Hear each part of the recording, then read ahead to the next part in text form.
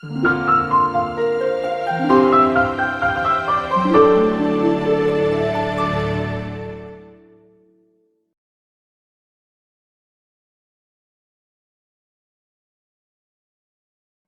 guys, andito naman tayo sa next series ng ating journey sa C++. So, ang pag-uusapan natin ngayon ay ano nga ba ang data types? Ang data type sa C++ o kahit na anong mga programming languages, ito yung mga type na nagde-define kung ano yung data para sa variable na yan, kung ano yung hahawakan niya. Halimbawa, isipin lang natin na mayroon tayong container. Ano ba yung mga dapat natin ilagay dito?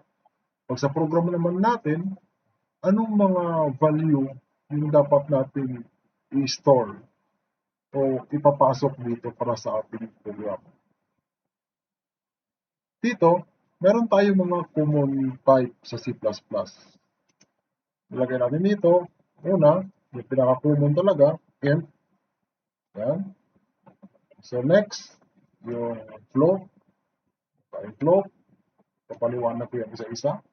Ano pa? Double. Yan. Next, yung car.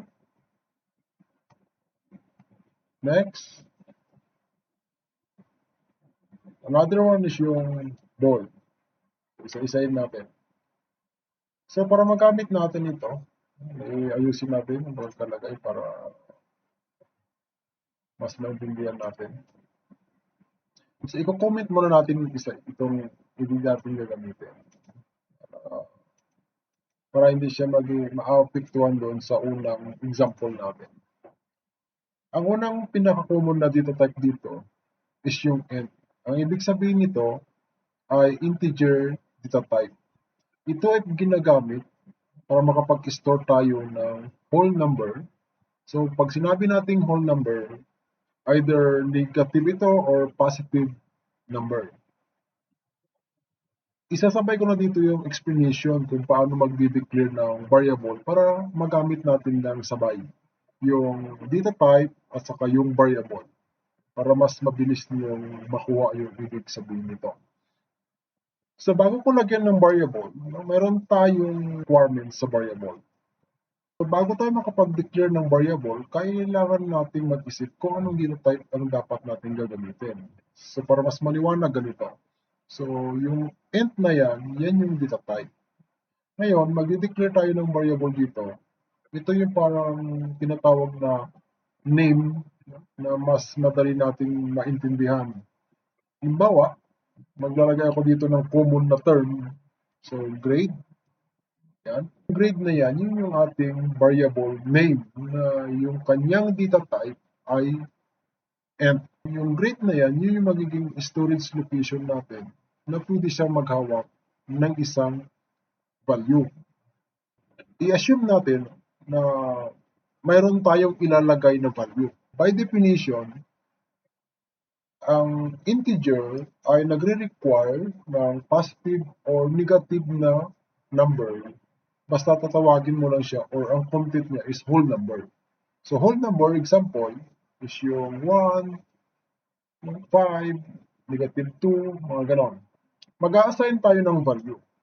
Gamit ang equal sign, halimbawa maglalagay ako ng 50, naglagay tayo ng whole number doon sa variable name na grade, which is yung kanyang data type ay int. So expected sa ganitong example, yung 50 is a whole number. So yung paggamit ko ng equal sign dyan, i-advance ko na lang sa topic na ito, ang tawag dyan is assignment operator. So sa madaling salita, nag-assign tayo ng value na 50 doon sa ating variable na ang kanyang data type ay int. Para mas maintindihan pa natin, kailangan natin siya i-output para makita talaga natin yung result. So, gamit tayo dito ng cout. Yan. Ilalagay natin dito grade. Then, semicolon. Then, itatry natin para makita natin yung output para mas clear. Click ko lang itong build and run. Pwede dito sa may build, then build and run. Makita natin yung output. Yan.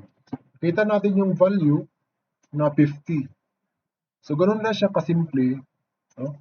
Kung paano i-output yung value na 50 based doon sa variable name na grade, which is yung kanyang data type ay int. Ganyan lang kasimple mag-declare ng variable with the data type of int. So, ulitin ko, ito yung isa sa pinaka-common na data type na ginagamit sa C++. Int is a number, a whole number, na pwede nating i-assign doon sa variable name na grade. Another is yung paggamit ng float. Dito tayo. Next is float. Natin. Float. Yan. Maglalagay ulit tayo. Gagamitin ulit natin yung grade. Ngayon, instead of gagamitin ko yan, papalitan ko na lang yung int as float. Ibig sabihin, pinalitan natin yung data type ng grade. So, parang sinasabi natin sa isang container, okay, dati tubig yung nilalagay ko dito. Ngayon naman is ibang liquid na naman or ibang data na naman yung ipapasok ko dito.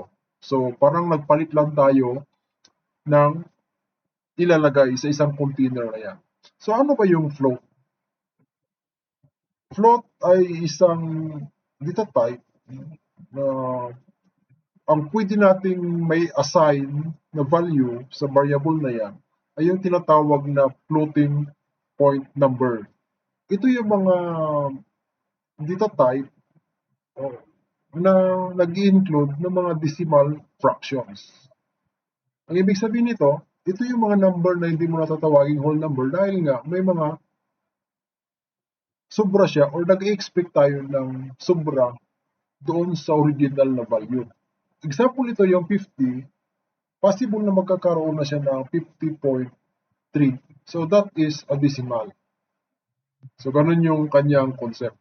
Dito sa data type na ito, pag nagpa-plan tayo na yung variable name natin, nag-expect tayo ng value na yung ipapasok natin dyan ay possible na magkakaroon siya ng value na mayroong decimal. Hindi na dapat int yung gagamitin natin. Ang dapat natin gagamitin ay float kasi ito is nag-a-accept ngayon siya ng value na mayroong decimal fractions.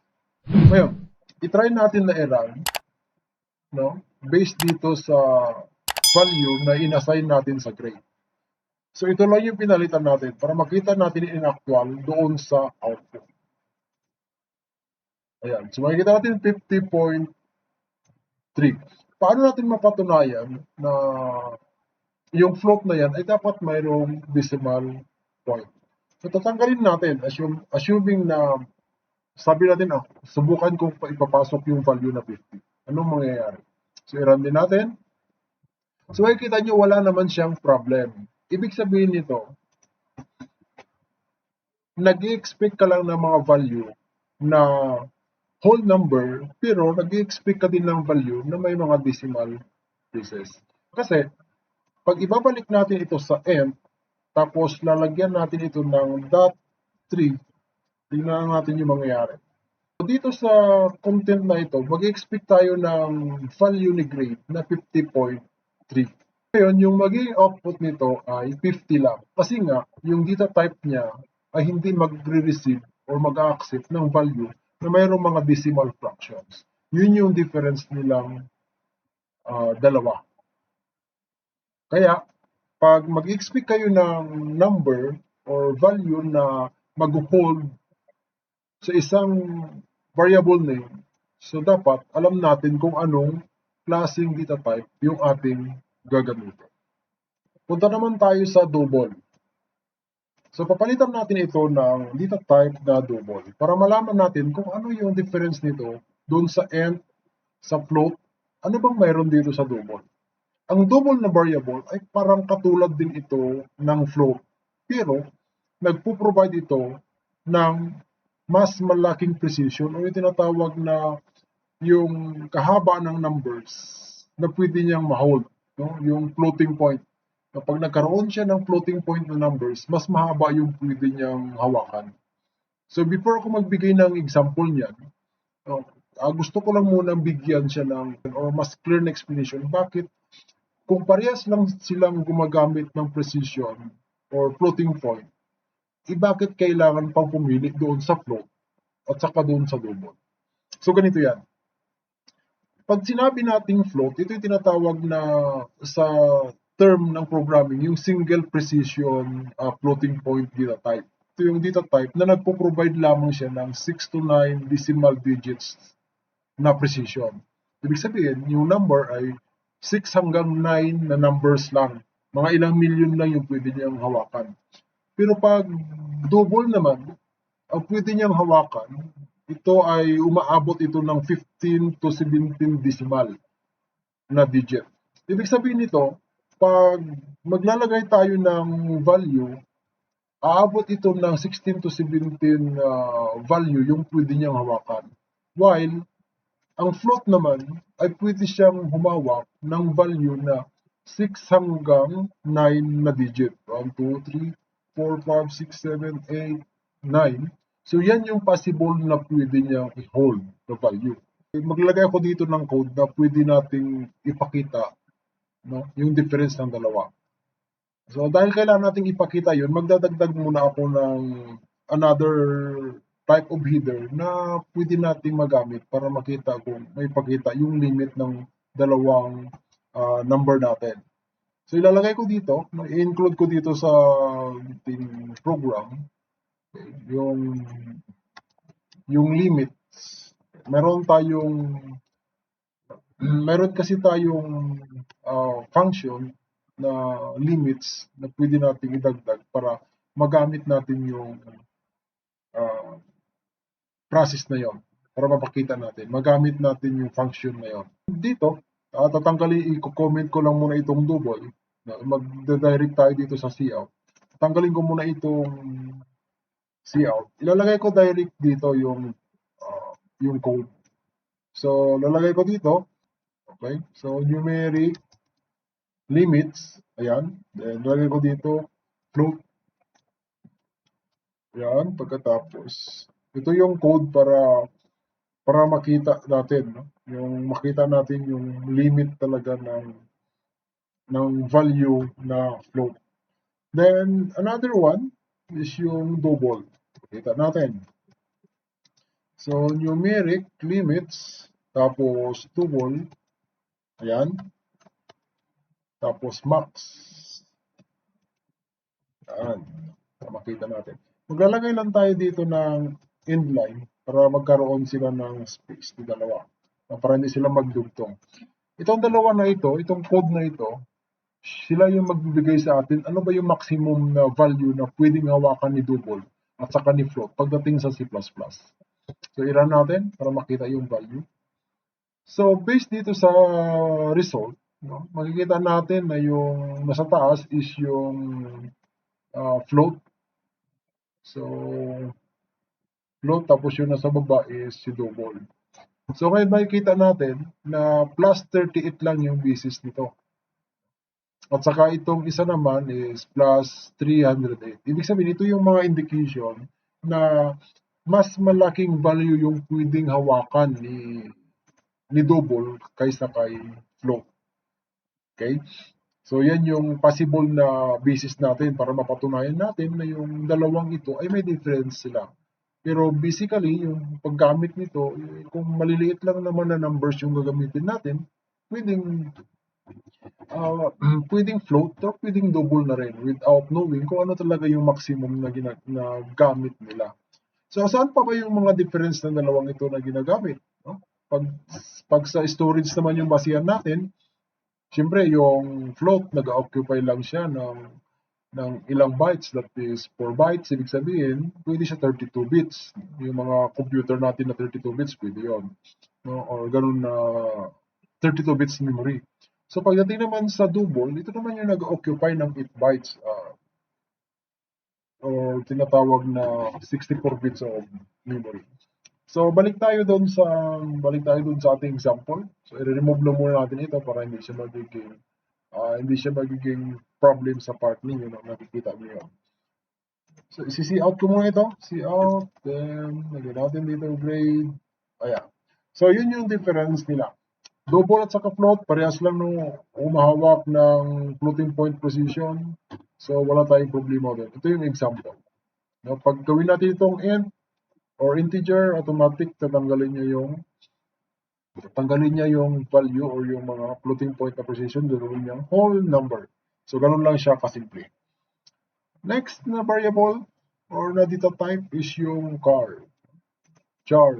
So ang char naman, ito naman ay humahawak ito siya ng mga value na single character. Character means ito yung mga letters or numbers na pwede niyang i-hold pero isa lang.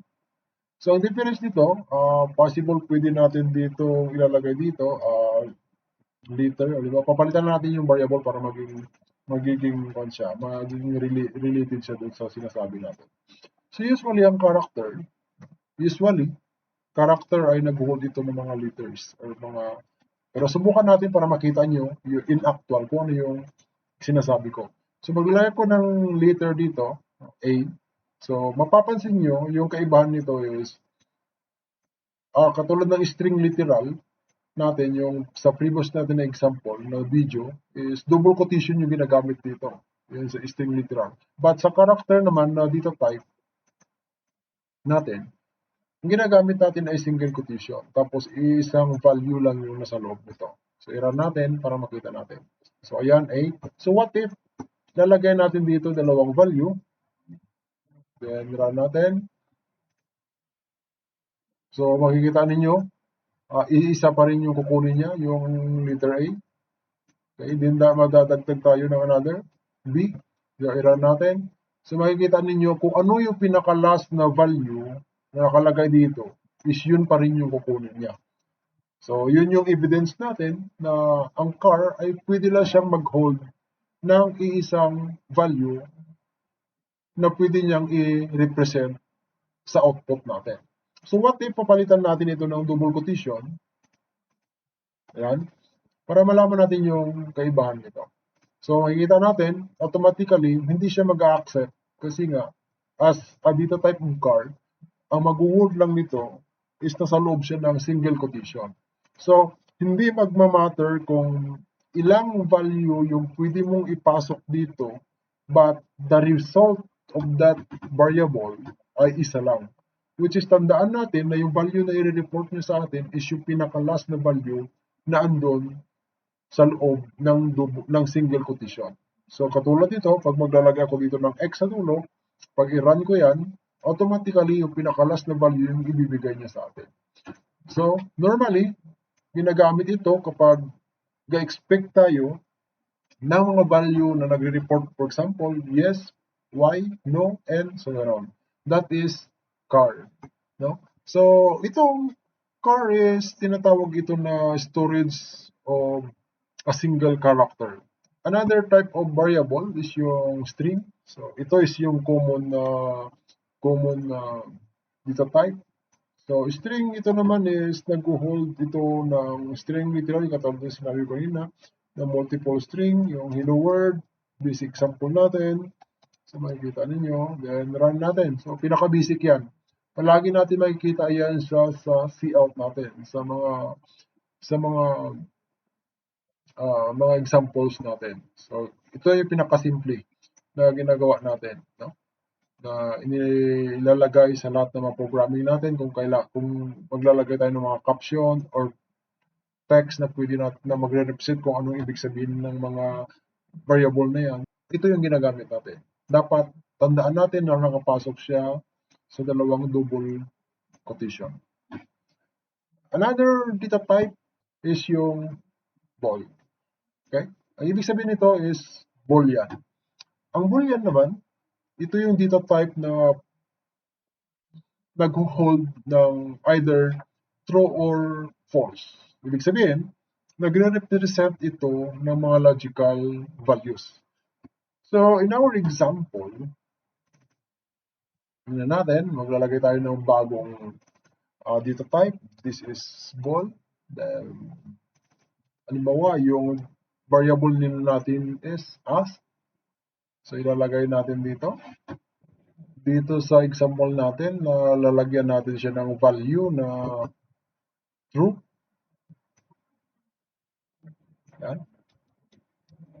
So, hindi na natin siya kailangan na ipasok sa single quotation or double quotation.